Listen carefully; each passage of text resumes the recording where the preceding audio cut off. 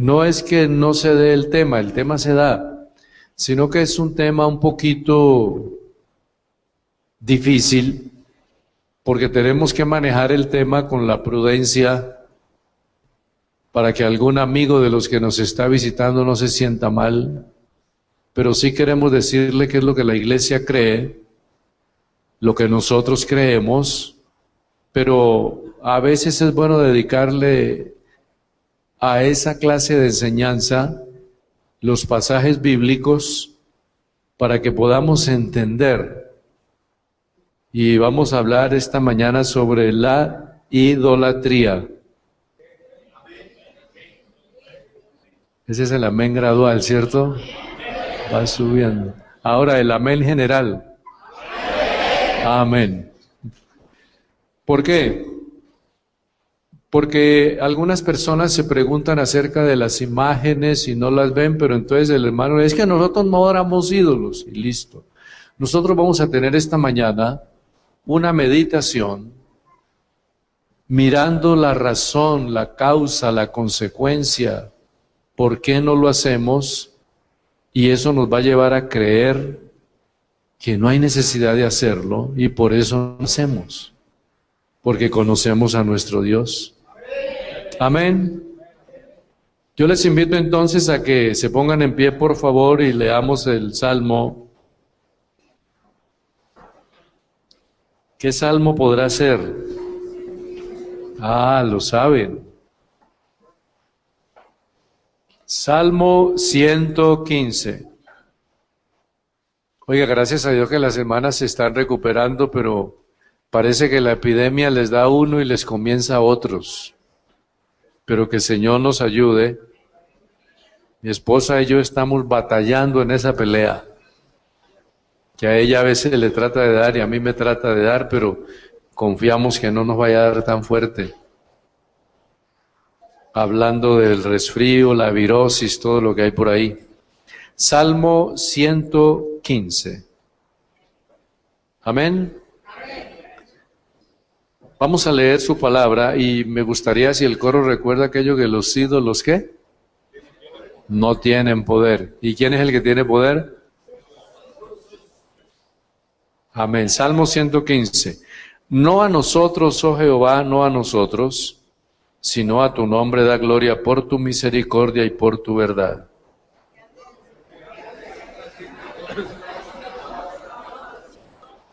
Nuestro Dios está en los cielos, todo lo que quiso ha hecho.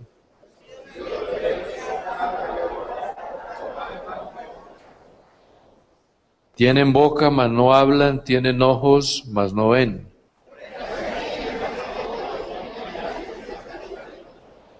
Manos tienen, mas no palpan, tienen pies, mas no andan, no hablan con su garganta.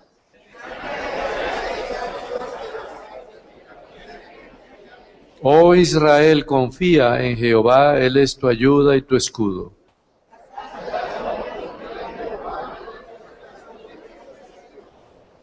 Los que teméis a Jehová, confiad en Jehová, Él es vuestra ayuda y vuestro escudo.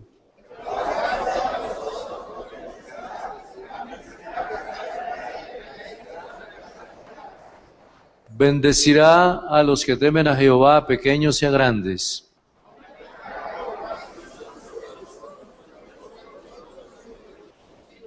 Benditos vosotros de Jehová que hizo los cielos y la tierra.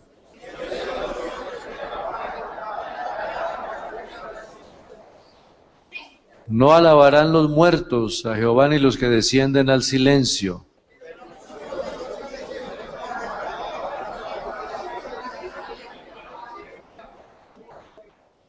Levante sus manos, vamos a invocar al Señor. Padre Santo, te damos gracias por estar delante de ti, bendito Dios de los cielos. Te damos infinitas gracias, Padre amado. Oh, bendito el nombre de Jesús. Para ti sea toda la honra, la gloria y la alabanza. Oh, santo eres, santo eres. Santo eres, Señor Jesús. Gracias, gracias, gracias. Toma este vaso y úsalo para la gloria de tu nombre. Gracias, Señor Jesús. Amén. Así como están, podemos entonar el canto, aunque sea una o dos veces, todos alabando al Señor. Los ídolos no tienen poder, los ídolos no tienen poder, los ídolos no tienen poder, los ídolos no tienen poder. Jehová tiene el poder, Jehová tiene el poder, Jehová tiene el poder, Jehová tiene el poder. Aleluya, Él es mi rey. Aleluya, Él es mi rey. Ojos tienen que pueden ver, oídos tienen que pueden oír, bocas tienen que pueden hablar, manos tienen que pueden hablar.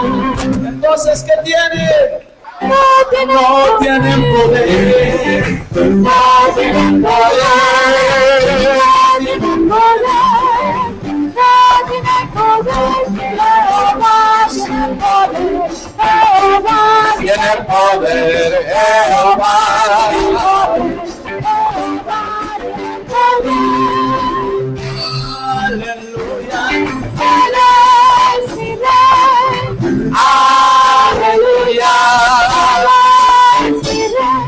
Ojos tienen que pueden ver, oídos tienen que pueden oír, bocas tienen que pueden hablar, manos tienen que pueden palpar. Entonces, ¿qué tienen? No tienen poder, no tienen poder, no tienen poder, no tienen poder. Jehová tiene el poder, Jehová tiene el poder, Jehová tiene el poder, Jehová tiene el poder.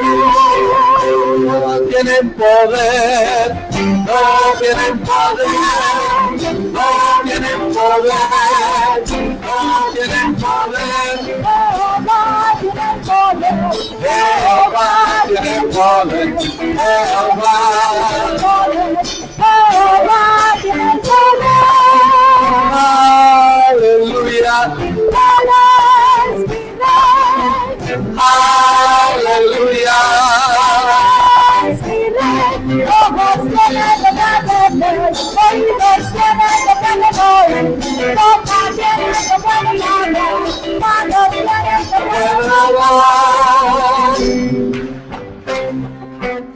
Un aplauso al Señor. Aleluya.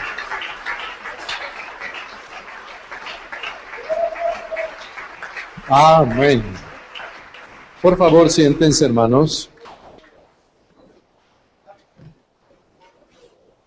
En el correr de la vida, en el correr de la historia, muchos de nosotros nos ha tocado o hemos sido levantados en el ambiente religioso, del ambiente católico. Y en mi caso el Señor me ha permitido, también cuando yo hice la primaria y parte de bachillerato, me tocó precisamente en un colegio franciscano. Nosotros teníamos que esforzarnos mucho para poder que nos regalaran una medalla. Pero era una medallita pequeñita. No era una medalla de premio, sino una medallita pequeñita.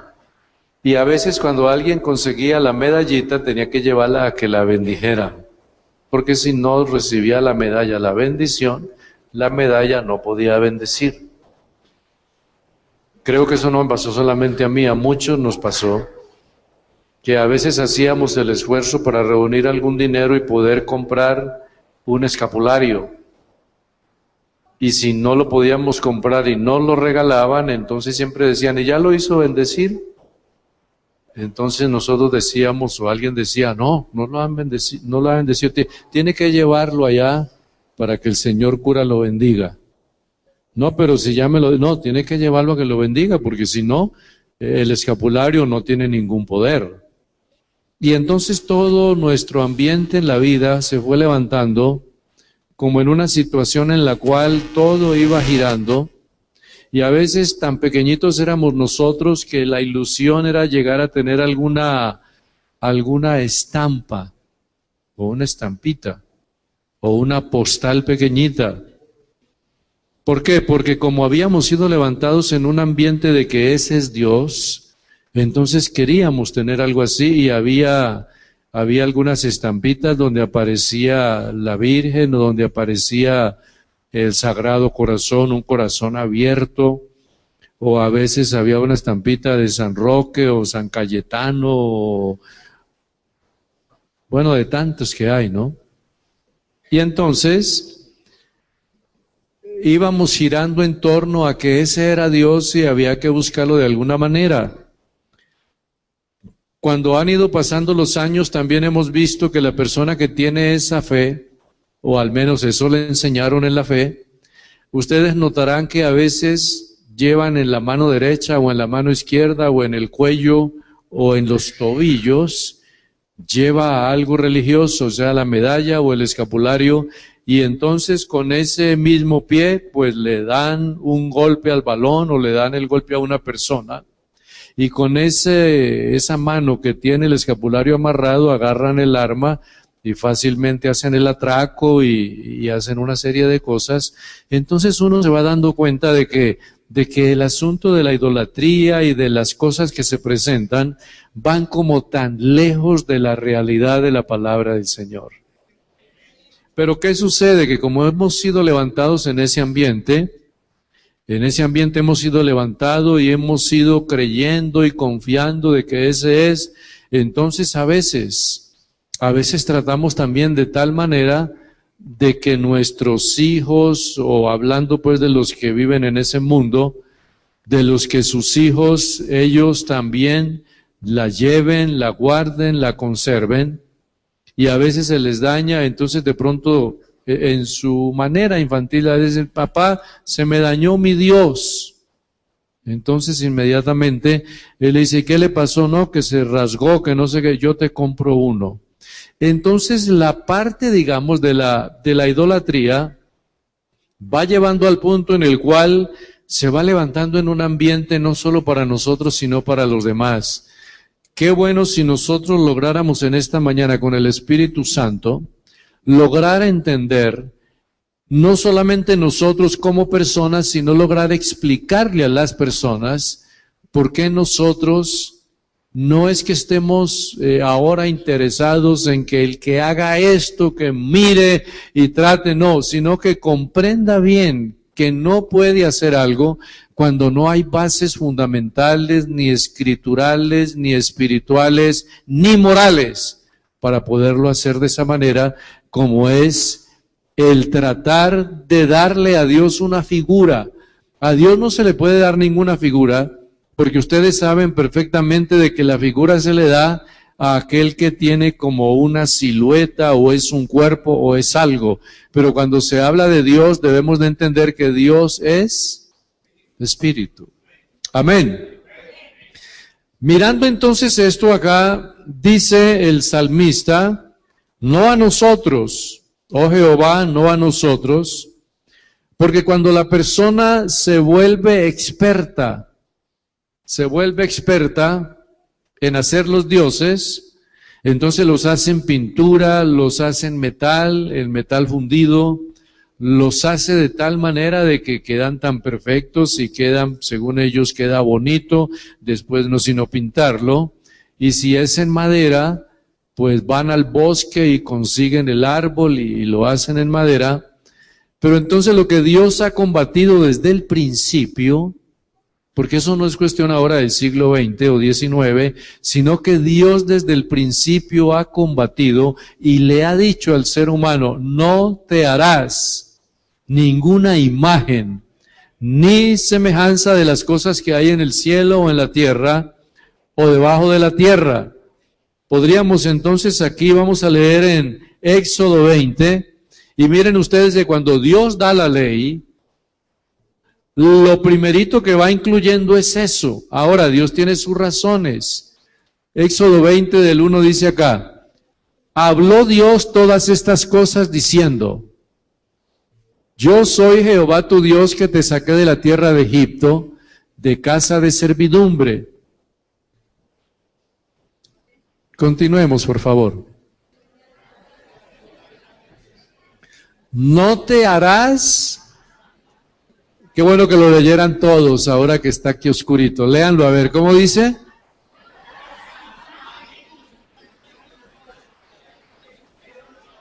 Llegue hasta el cielo. Llegue hasta el cielo. ¿Qué dice? Ninguna semejanza de lo que está arriba. Arriba, está dando ya el nivel. Arriba. Pero antes está diciendo ni imagen ni semejanza de lo que está arriba en el cielo. Ahora ni abajo, y después ni en las aguas debajo de la tierra. O sea que la idolatría no es permitida en ninguna área. Pero noten ustedes que sigue diciendo acá el verso 5, no te inclinarás a ellas, ni las honrarás. Porque yo soy Jehová tu Dios fuerte, celoso, que visito la maldad de los padres sobre los hijos hasta la tercera y cuarta generación y a los que me aborrecen. Y el 6, verso 6, por favor. Que hago misericordia a millares y a los que me aman y guardan mis mandamientos. Mire, si ustedes analizan un poquito ahora en esta escuela dominical, van a notar que el Salmo comienza diciendo precisamente no a nosotros, sino a tu nombre sea la gloria. Porque los que hacen los dioses van alcanzando a tener fama, prestigio, gloria, popularidad. Así sea Da Vinci o todos los que sean, o los que han elaborado una cantidad de dioses. Y entonces la historia a última hora se recuerdan más de la persona que de lo que hicieron, o en algunos casos más de lo que hicieron que lo de la persona.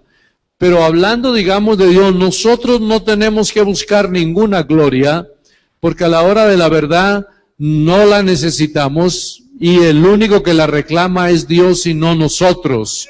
Por eso es que nosotros estamos tranquilos y plenamente convencidos de que el que se merece la honra y la gloria y la alabanza se llama Jesucristo.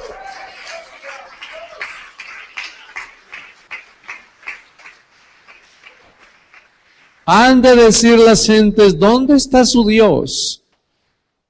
En la mayoría de los pueblos paganos, porque a veces uno cuando lee estos pasajes trata de entenderlo,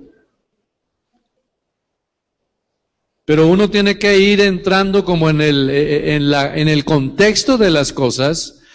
Y miren ustedes que la mayoría de los pueblos de la antigüedad, desde los tiempos de Mesopotamia, desde los tiempos de Babel, desde los tiempos de los pueblos antiguos, había la inclinación, la tendencia, la idea de creer en Dios.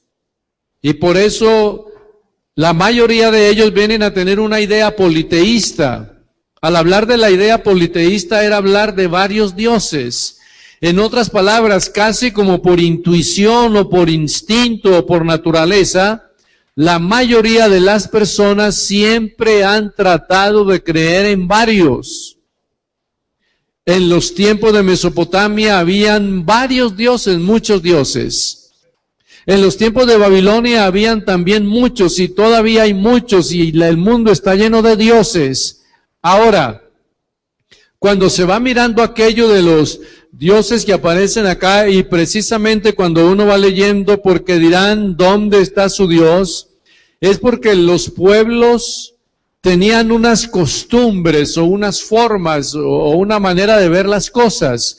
Si peleaban contra aquel grupo que está allá, ellos estaban pensando en ganarle, pero si le ganaba el otro grupo, ellos atribuían varias cosas que eran valientes desde luego, pero también decían que era el Dios de ellos que les había ayudado a ganarle a ellos. Si en alguna razón ganaba el de allá, ellos tenían que aceptar que los dioses que tenían ellos allá eran mejor que los que tenían acá, y en algunos casos ellos se llevaban los dioses de aquellos que habían vencido y se los traían todos para acá. Eso fue lo que pasó en los tiempos, digamos, de Elí, que están precisamente en una batalla y están los filisteos y el arca es tomada. Entonces, cuando el arca es tomada, parece que ellos quieren llevarse en el arca como un trofeo. Como cuando dicen, este era el que les daba todas las victorias, el de Egipto, el de los tiempos allá del mar, el de los tiempos, y comienza como ellos a decir, este es el mueble que nosotros necesitábamos. Y resulta de que este era, tráiganlo con cuidado y pónganlo acá. Y resulta de que se llevaron eso para allá, esa arca. Y cuando se llevaron esa arca, más adelante, el lío en que se meten cuando se llevan el arca. Hay muertes, hay situaciones difíciles, a tal punto de que cuando se la llevan, ellos ya ni se le acercan siquiera, y entonces de pronto alguno de ellos dice, ni ustedes no querían traerla y no la trajeron, ¿y ahora qué? Sí, pero es que pensábamos que como era la que los daba la victoria a ellos, nos iba a dar también a nosotros. Y dicen, no, es que esa arca no es para darle la bendición a todo el que la quiera tener. Es que hay un pueblo exclusivo que es el dueño de esas promesas, y por eso lo que ha hecho Dios es un juicio con ellos, pero si ustedes no entregan eso rápido, acaba con ustedes. Entonces ahí es donde ellos van y preguntan y consultan, y hay unos asuntos de oro, unos animalitos, en fin, y todo se va proyectando de tal manera de que va llegando el tiempo en que ellos desean que esa arca se la lleven de ahí porque los está matando. ¿Por qué? Porque ellos creen que lo que están viendo, ese es el Dios que va a hacer todo lo que ellos quieren que haga. Pero resulta de que no es así. Entonces, ¿qué sucede? Que cuando esa arca ya se la llevan, entonces ellos ya van quitando la costumbre de traerse en los dioses. Entonces dicen, no, si le ganamos a pues que se queden con sus dioses, pero nosotros nos quedamos con nosotros. Por eso ustedes van leyendo la historia de Dagón, en los tiempos de Sansón, en los tiempos de los jueces. Dagón, cuando está mirándose Dagón, dice que van allá al templo, y al estar en el templo allá, entran, y lo primero que ven es que al llevar esa arca y meterla allá en ese lugar, en Dagón, resulta que a lo último ven que el gran dios de ellos, Dagón, está arrodillado como venerando el arca. Todo un ídolo, y algo sucedió que resultó adorando el arca. De ahí entonces, mis hermanos, que la idolatría ha sido el gran problema para Israel desde los tiempos de la antigüedad, y no solo para Israel.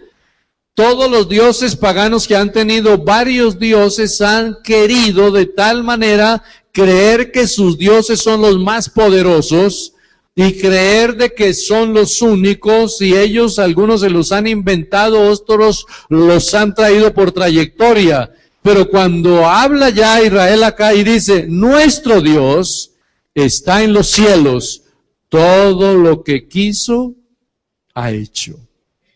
Entonces aquí hay algo, el único Dios diferente de todos los demás, ese es el Dios de Israel. La gran mofa que hacían, o la gran burla, o por qué no decirlo como en la forma sarcástica que decían, ¿y el Dios de ustedes dónde está? Mira, acá tenemos estos de varia calidad y hermosos y bonitos. ¿Y el de ustedes qué?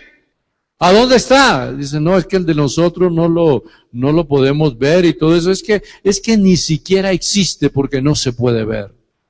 Y ahí era donde se burlaban y se reían, y en medio de la situación que ellos tenían que afrontar, ese fue el gran dilema en el cual Faraón cayó. ¿Por qué no decirlo de otra manera? Cayó en el error de los mismos pueblos. ¿Quién es Jehová? A ver, ¿a dónde está la figura para verlo? ¿A dónde está como para yo poder observar el tamaño, el rostro, la cabeza? En fin, ¿a dónde está? No, que Jehová es espíritu. Sí, pero miren todos los dioses que tenemos y ahora ustedes salen con uno de que no hay figura. Muéstrenlo, porque el orgullo de todos los pueblos es mostrar a sus dioses. Y ellos tenían que salir de allá. Jehová ha dicho, deja ir a mi pueblo. Pero a ver, ¿a dónde está? Muéstralo. No, él mandó a decir. Pero ¿por qué él mismo no nos habla y nos dice, deja ir a mi pueblo? Y ahí mismo se van todos. Pero es que Dios estaba utilizando personas, porque es que Dios no está interesado en ese momento en que Faraón tenga que ver una figura que le hable, sino que Dios está interesado en doblegar el orgullo y la arrogancia de Faraón, para que Faraón en un momento dado pueda comprender que todos los dioses que ellos tienen son ídolos, pero que hay uno que hizo los cielos y la tierra. Oh, alabanzas al Señor Jesús.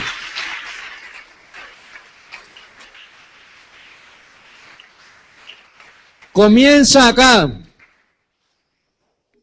Los ídolos son plata y oro, obra de manos de hombres. Y comienza ahí con la boca, con los ojos, con los oídos, o con la oreja, con la nariz, y con los pies, y con todo, y la garganta. Y después dice el verso 8, semejantes a ellos son los que los hacen, y cualquiera que en ellos confía, porque están en la misma manera. El que está haciendo el ídolo como aquel ídolo en sí. El ídolo que está allá no tiene ningún poder. Y el que lo hizo tampoco tiene ningún poder. Sin embargo, aquí es analizar la esencia de las cosas. Si yo como humano traigo una tabla y le doy figura, y la pinto, y le digo, este es mi Dios, y me le arrodillo y le pido y todo aquello a esa tabla que está con esa figura, quiere decir que yo tengo tanto poder que me hice un Dios para que me dé más poder.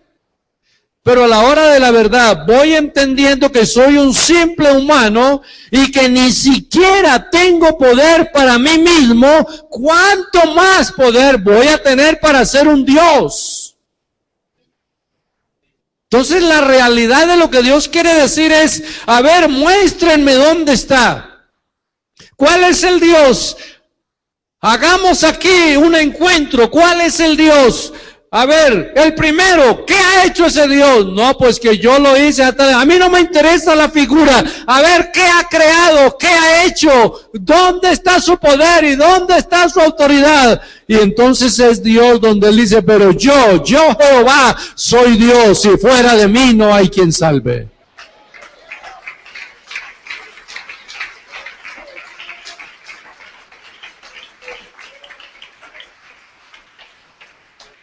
Vamos a leer unos pasajes un poquito largos, pero quiero que entremos primero como en una definición. Analícenlo antes de leer el pasaje. Sea usted o cualquiera, va al bosque.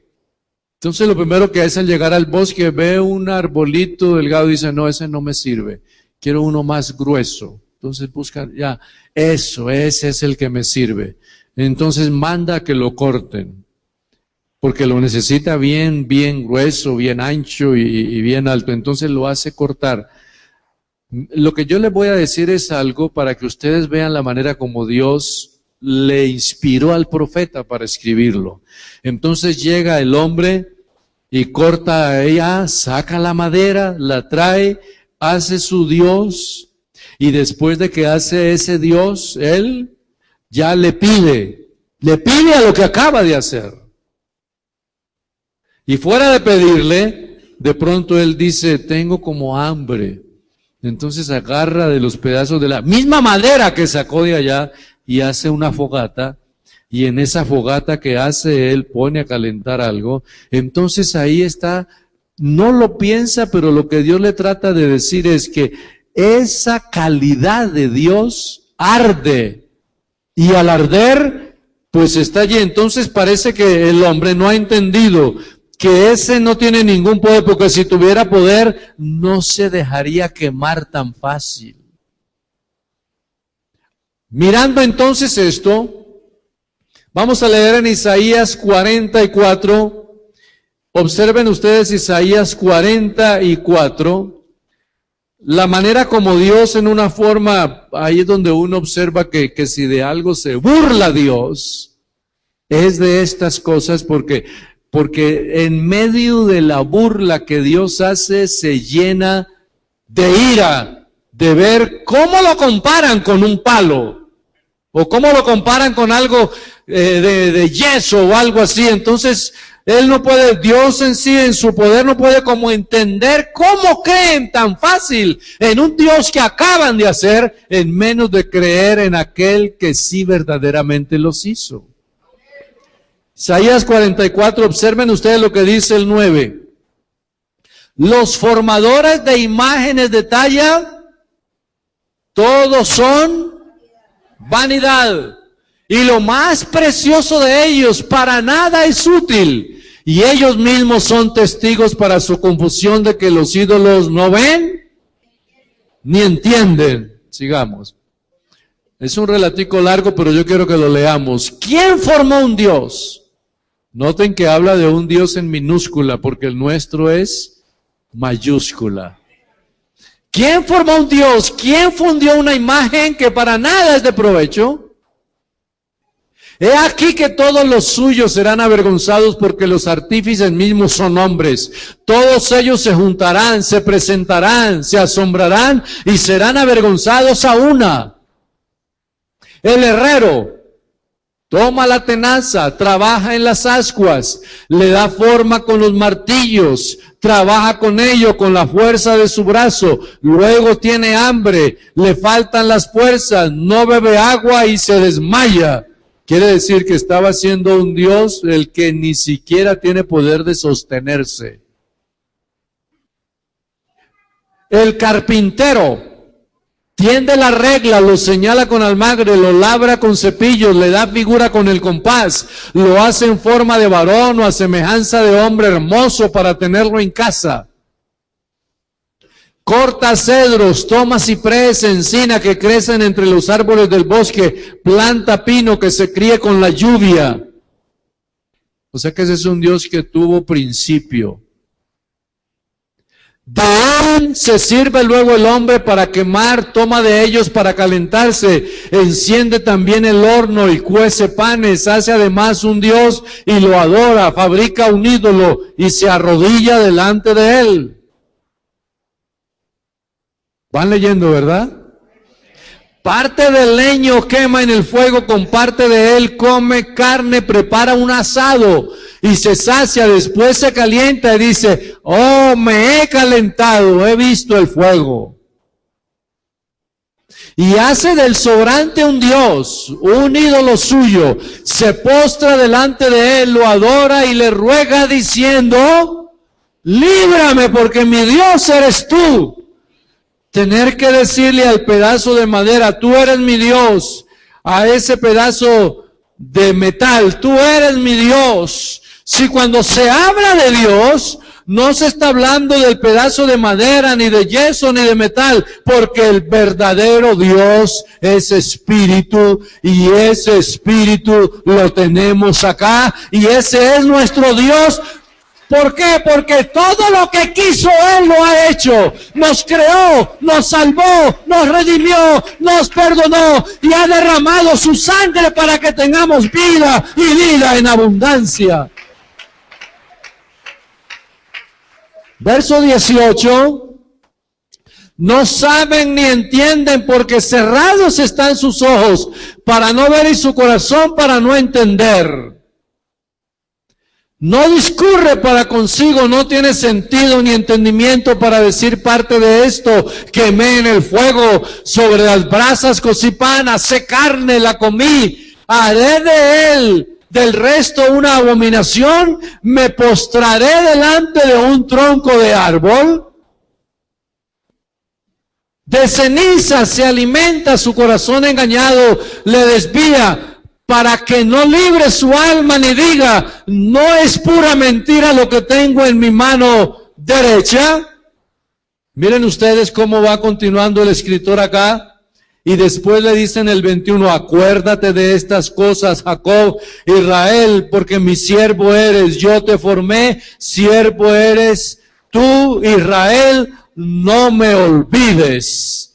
En otras palabras, esos son los dioses de los pueblos que no lo han conocido a él. Pero él le dice a su pueblo, ustedes que me han conocido a mí, han visto, yo los creé, yo los hice. Yo los saqué de la esclavitud, yo los llamé, yo los tomé de en medio de un pueblo, yo los he tenido ya frente a mí, yo les he dado la inteligencia, la capacidad. Entonces entiendan que Dios es espíritu y Dios seguirá siendo por mucho tiempo espíritu. ¿Por qué? Porque cuando habla Él de que es espíritu será porque algún día se va a manifestar en carne, pero Dios se manifiesta en carne y después asciende a la gloria, pero no para que le saquen fotos y se pongan a alabar y adorar las fotos, no. Él asciende a la gloria porque lo que hay que adorar es la obra que Él hizo, y al adorar la obra que Él hizo lo adoramos a Él sin necesidad de figura, porque la fe nuestra llega más allá de la figura. ¿Cuántos creen que Él está aquí en esta mañana? Un aplauso para Él.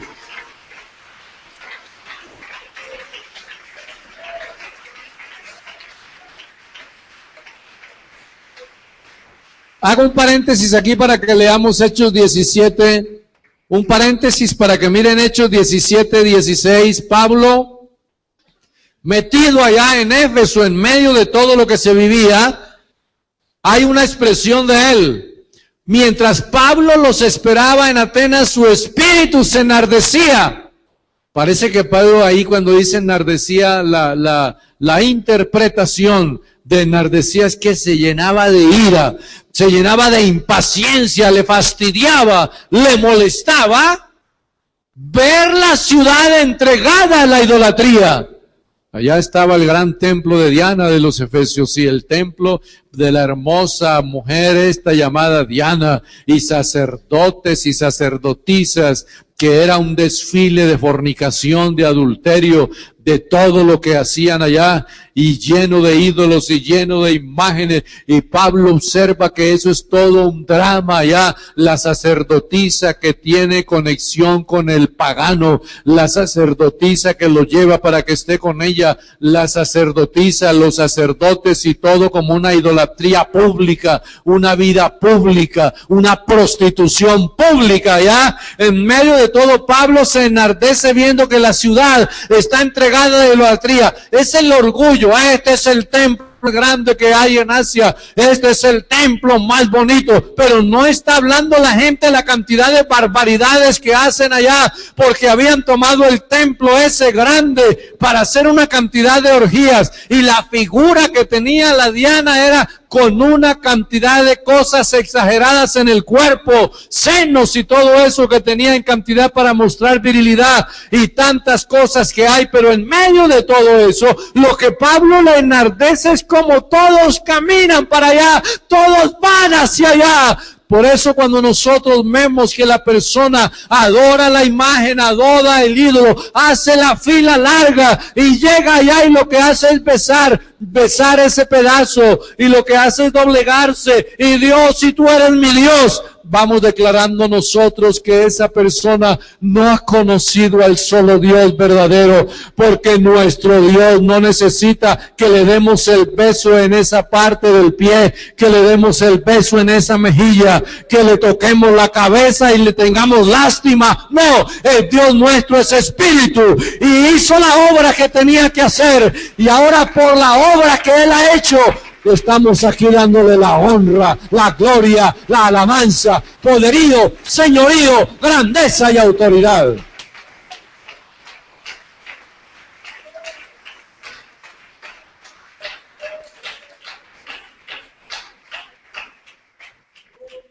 Observen lo que dice Deuteronomio 9:9. Deuteronomio 9 es un pasaje un poquito largo, pero es que he querido no solamente dar la cita, sino que leamos el contenido. Observen lo que dice acá Deuteronomio 9:9. Cuando yo subí al monte para recibir las tablas de piedra, ayúdenme a leer allá, ¿qué dice?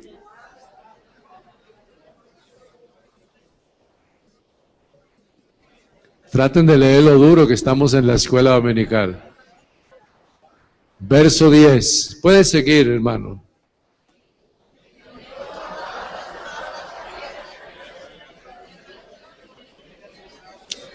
Aleluya, aleluya.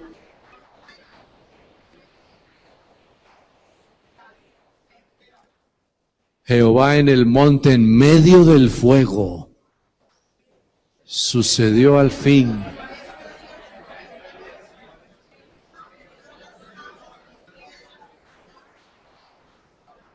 Oh, aleluya. Pueden seguir.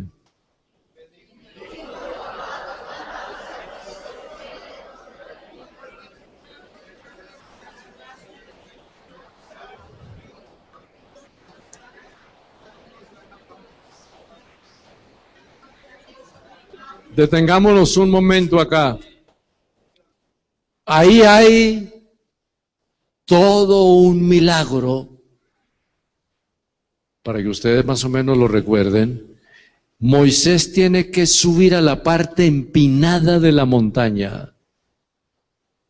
Al llegar allá, después de todo ese esfuerzo, el pueblo queda allá.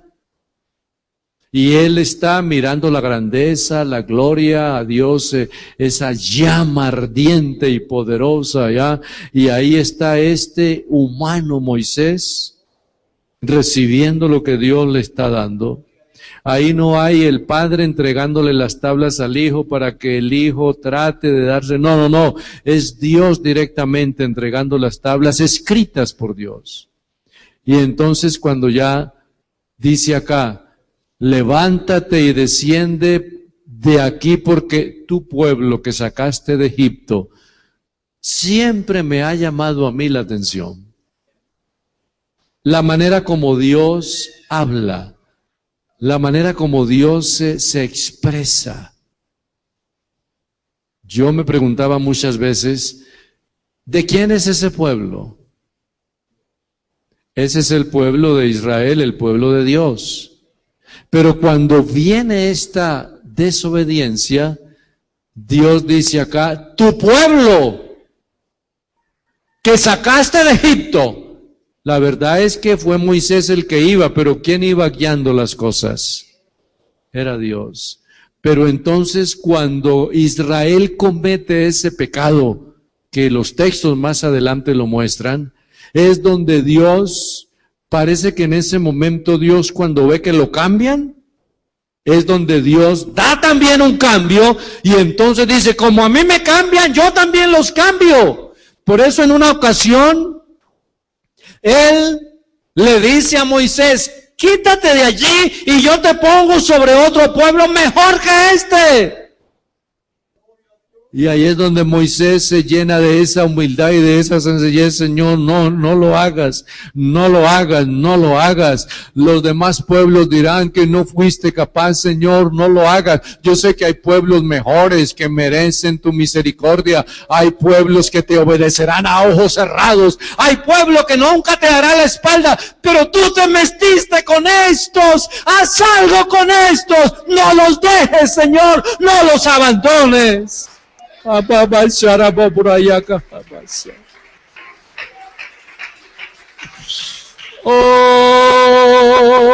aleluya.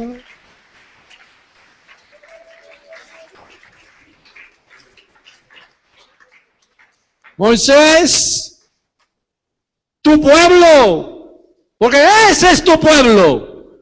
Mi pueblo no es así. Mi pueblo es diferente. Mi pueblo no me cambia tan fácil por un ídolo. Mi pueblo es distinto. Y por eso en esta mañana, para Él sea toda la honra.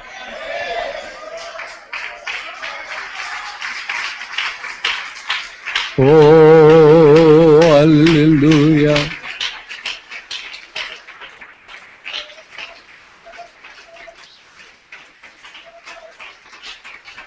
No lo tenemos, no tenemos que buscarlo por algún lugar aquí.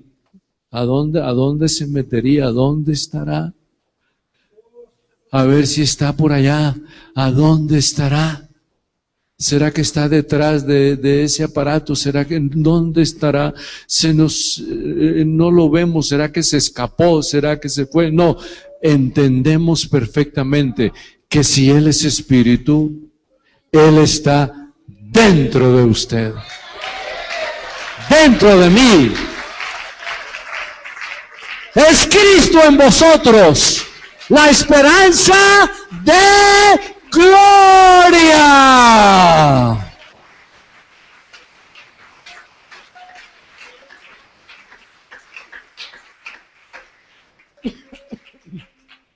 Cuando ellos caen en esa desobediencia, Dios da una terminología dura. Ahí no dice, fueron desobedientes, qué pesar que no, se ha corrompido. O sea, se ha dañado, se ha corrompido, se ha acabado, se ha perdido. Veo acá a este Señor de gloria dispuesto a acabar con ese pueblo. Solo que el clamor de un hombre, la intercesión de un hombre, la súplica de un hombre, un simple hombre, pero ese simple hombre había entendido que él no era una figura, sino que Dios era espíritu. Lo acababa de ver allá en la montaña.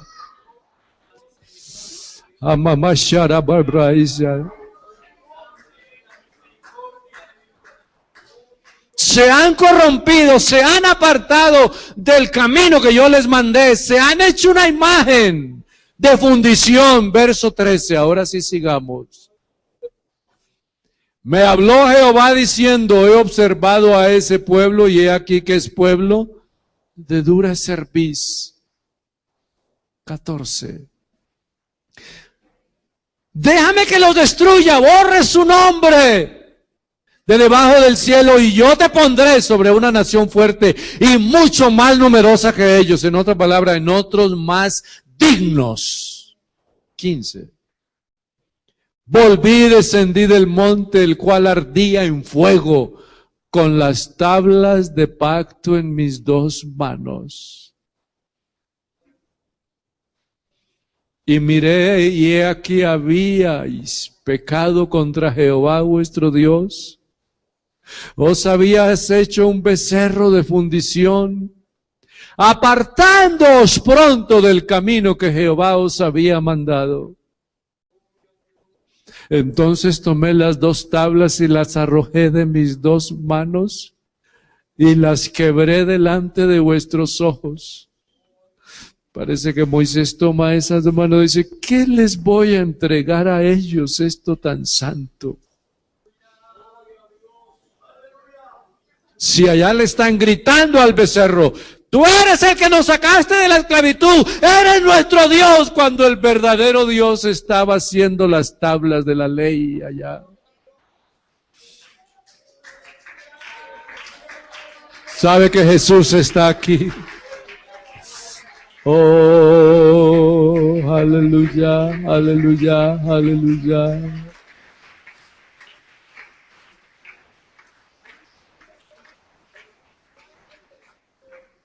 Y me postré delante de Jehová como antes. 40 días y 40 noches no comí pan ni bebí agua a causa de vuestro pecado que habíais cometido haciendo el mal ante los ojos de Jehová para enojarlo. Sigamos.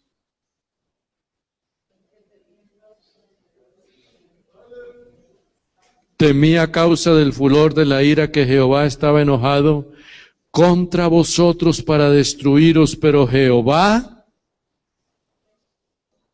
qué hermosura de palabra, Jehová me escuchó otra vez. ¿Cuántas veces somos tan indignos? No merecemos nada, pero humillándonos a Él encontramos Jehová se dignó escucharme otra vez. Contra Aarón se enojó Jehová en gran manera para destruirlo, y también oré por Aarón en aquella hora. Tomé el objeto de vuestro pecado, el becerro que habíais hecho, y lo quemé en el fuego, y lo desmenucé moliéndolo muy bien hasta que fue reducido a polvo. Y eché el polvo en el arroyo que descendía del monte. También en Tabera, en Masá y en Crisaba provocasteis a Jehová, y cuando Jehová os envió desde Cades Barnea, comienza el relato acá. Me postré delante de Jehová 40 días, dice verso 25, y 40 noches estuve postrado. Jehová dijo que os había de destruir, y oré a Jehová diciendo: oh Señor, no destruyas a tu pueblo y a tu heredad que has redimido con tu grandeza, que sacaste de Egipto con mano poderosa. Acuérdate de tus siervos Abraham, Isaac y Jacob. No mires a la dureza de este pueblo, ni a la impiedad, ni a su pecado. No sea que digan los pueblos de la tierra que no sacaste, por cuanto no pudo introducirlos en la tierra que les había prometido, porque los aborrecía, los sacó para matarlos. Ellos son tu pueblo y tu heredad que sacaste con gran poder y con brazo extendido. Hace falta esos que se paran en el medio. El Dios todopoderoso allá, que no admite nada. Y el humilde que se va acercando poquito a poco. Si manda su juicio y nos mata, ahí quedo yo también, pero caminé un poquito para donde Él. No los mates, no los sacas. Acuérdate, Abraham, Isaac y Jacob. No mires tanto la desobediencia ahora. Mira la obediencia de sus padres. ¿Te acuerdas cuando había un muchacho que él lo hizo tender? Él no lo pensó dos veces. Levanta el cuchillo ya, porque era la ofrenda para ti. Dice: no lo hagas, yo sé. Ese allá que te obedecía, de ese es que pedimos que tengas misericordia por estos que no obedecen. ¿No será que algo puede pasar ahora? Que Dios tenga misericordia de tanta idolatría que hay por allá en las calles, en las plazas, en los parques, en las grandes iglesias o llamados templos, en medio de todo lo que es venda y venda y venda y venda. Y después me das la plata y yo te voy a bendecir aquello, te bendigo esto, te bendigo lo otro, todo lo que quieras yo te lo bendigo, pero venga la plata para acá, venga la plata para acá. Realmente la bendición de Dios no tiene precio. La bendición de Jehová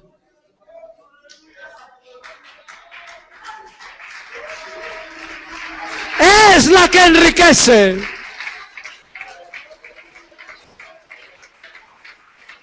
Adóralo, por favor, adóralo en esta hora.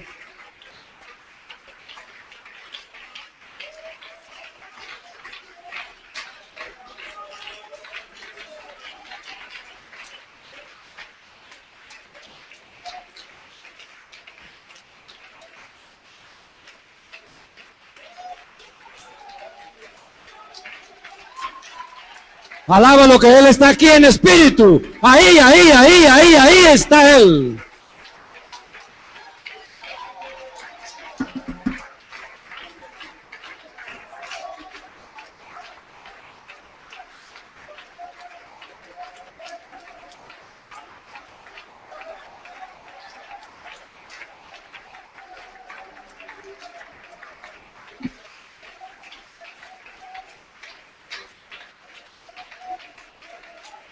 Te adoro. te adoro, te adoro.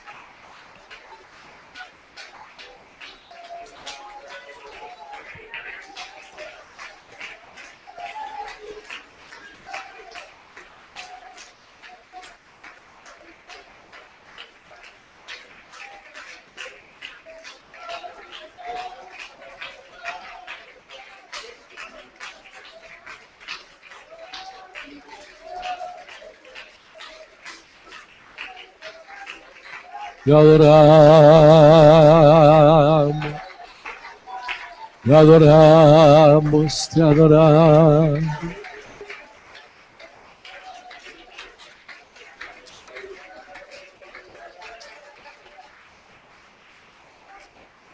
Te adoramos, te adoramos.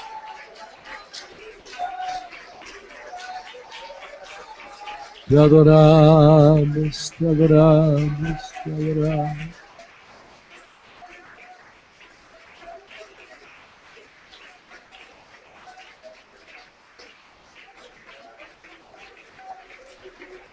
Demos una alabanza al Señor.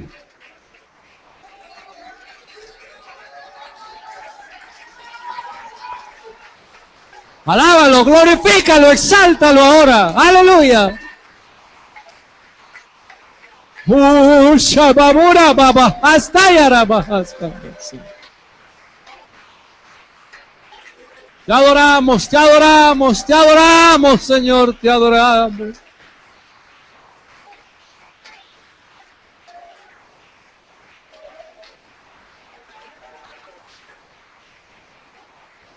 Te adoramos, te adoramos, te adoramos, te adoramos. Oh, te adoramos.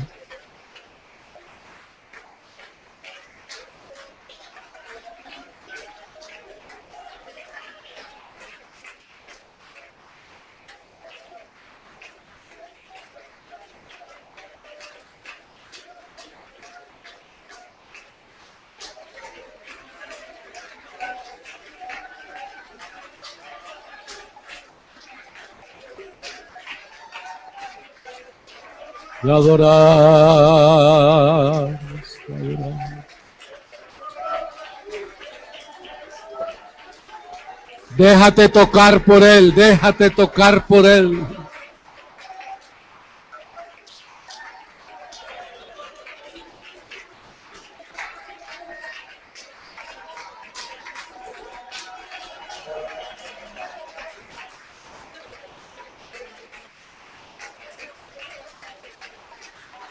Te adoramos, te adoramos.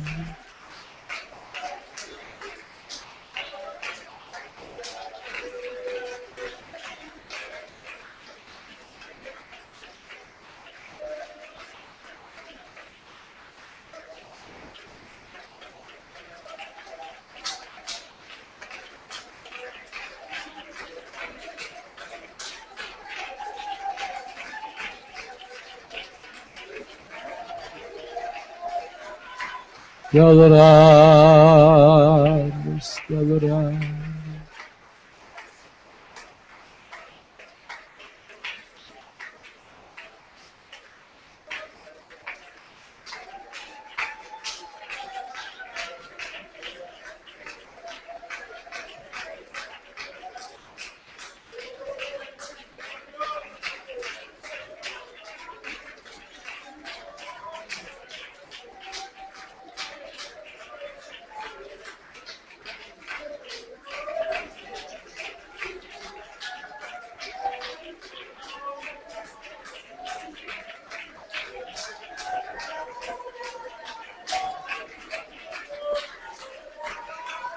Alabanzas,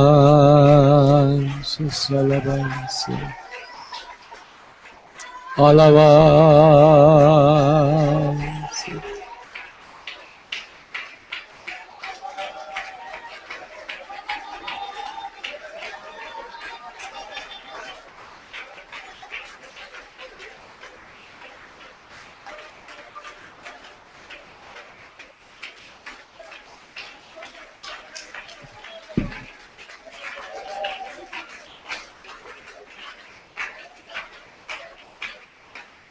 Sigan adorando al Señor. Aleluya.